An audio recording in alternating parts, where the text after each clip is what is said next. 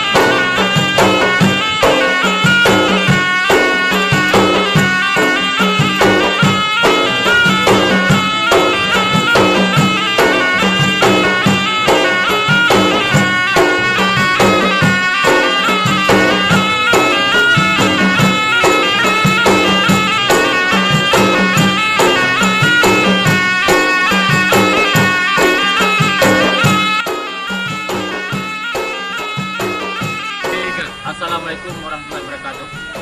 Kami memang di kamar yang berbeda, tetapi yakinlah masyarakat Aceh, kami insya-Allah walaupun kami berbeda, mimpi kami sama untuk kepentingan Aceh yang lebih baik insya-Allah.